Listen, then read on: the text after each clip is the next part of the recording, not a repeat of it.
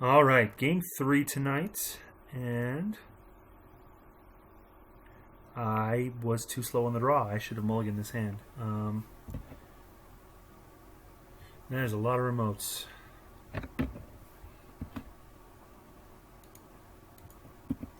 All right, we're playing against Replicating Perfection here. Same matchup as in earlier tonight.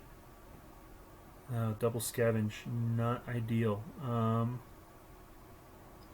All the centrals open. Let's take a look at R&D here. Shikus aren't scary from R&D, so we want to catch them there if we can. Mental health clinic. I'll pay 3 to trash,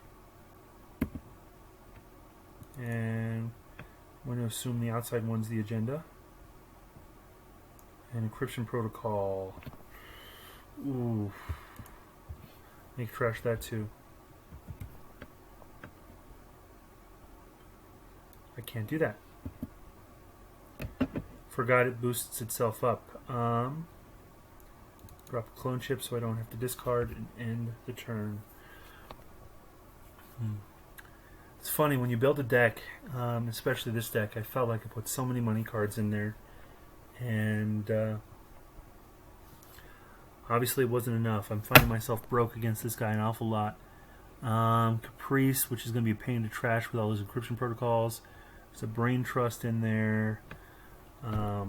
Eli. Interesting. So there is a Brain Trust. I am just foolish enough to click through an Eli to try and go get it.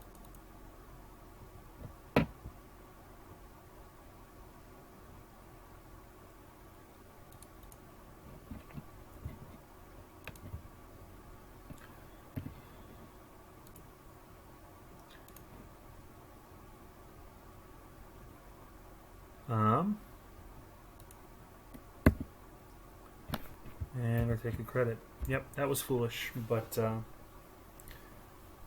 don't know. I really need to learn to adjust my playstyle to a shaper mindset. It's one of the main reasons I am running this deck, even when it's not incredibly successful, is because I need to learn patience and when to sit back a little bit.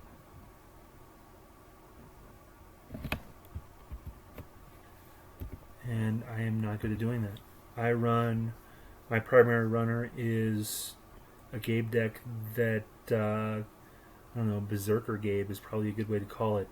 Not only do I run on a lot of turns, but I also, I face check everything. I'm usually running at least twice a turn, and with this deck, there's just not the money to do that. There's no Desperado, there's no Gabe credits for HQ access. There's a lot of pieces that, well,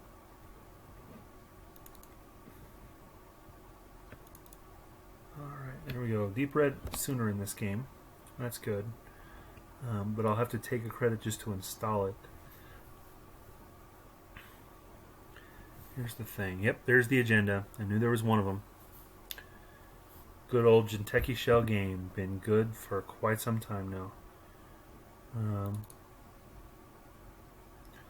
Okay, credit to get this guy into play. And take another credit. So next turn I'm going to start with 2. I can drop the deep red. But I need some more econ. Yep, that's the end of free R&D. I hit it once.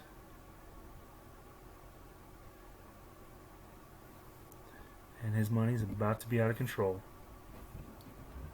Okay, 2 credits means I can drop the deep red.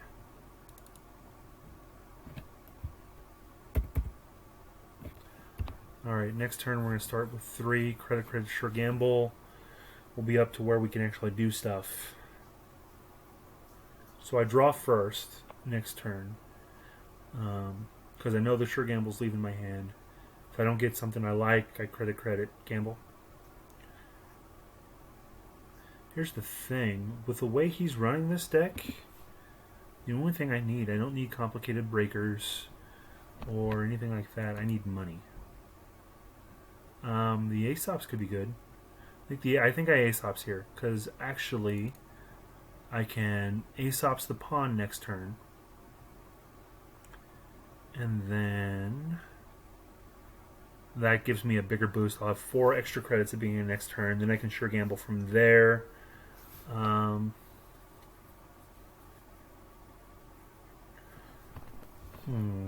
Yeah, I think I take credits. And he is very set up. He's getting 4 credits, 2 at the beginning of my turn, 2 at the beginning of his. He's got a Caprice on HQ. Typically, you want to run that repeatedly in order to drain him of money. But with this much protection, interesting that he's going that direction with it. I was going to say that might be an agenda, but nope, Jackson Howard.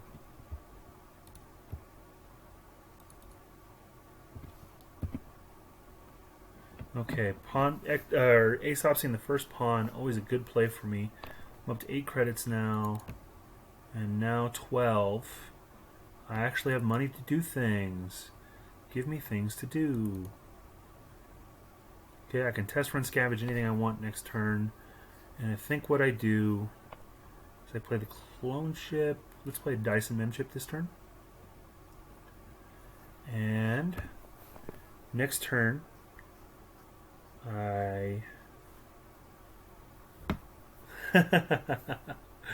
wow, that's a lot of remotes. I guess that means he never intends to ice the Sundew.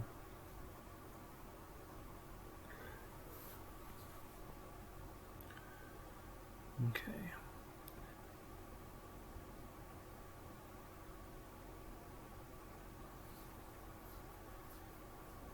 Okay, definitely doing some maintenance here. So I'm thinking the order, paying 3 for the Sundew, and then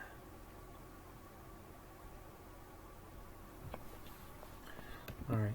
Is he running Ash and Caprice, or is he just running Caprice Nisei?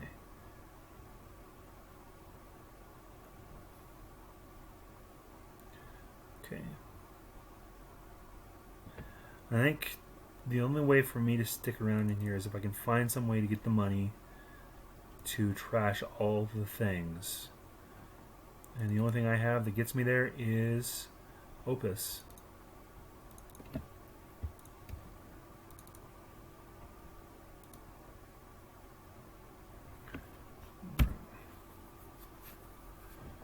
So, +1 money in that turn, but starting next turn, Sansan, I forgot he was running Sansan on his medical breakthroughs. Okay, I need to get in there now to get that Sansan. So, let's run R&D, make him res. If he doesn't res, even better. 13 credits is not out of hand. The resin that Sansan took a lot out of him.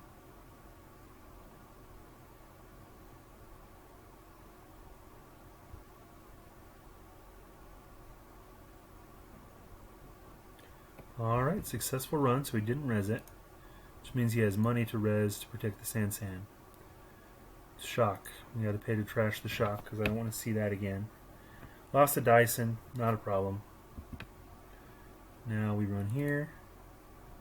On click 2. Wall of Thorns is going to hit me hard. Dyson and Clone Chip. Okay, losing 2 Dysons, not ideal. And I need recovery. I guess I'll be drawing next turn too. Kind of wish I was running a Quality Timer Diesel at this point. That's a lot of net damage. And this deck, I'm running Inti, really, as my barrier breaker. Yep. And that's going to be a scored medical breakthrough. Wall of Thorns, 5. So Overmind's going to cost me 5 to break it. So it's going to cost me 10 to get into that server after I have an Overmind up.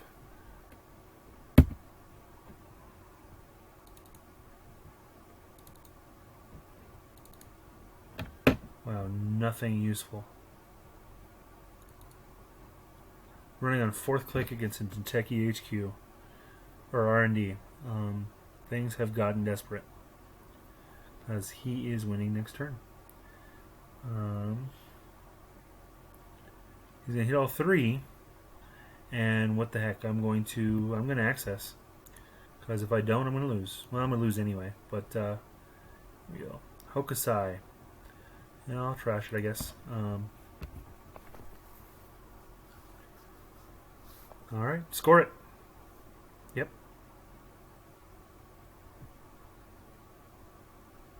Alright, that's the game.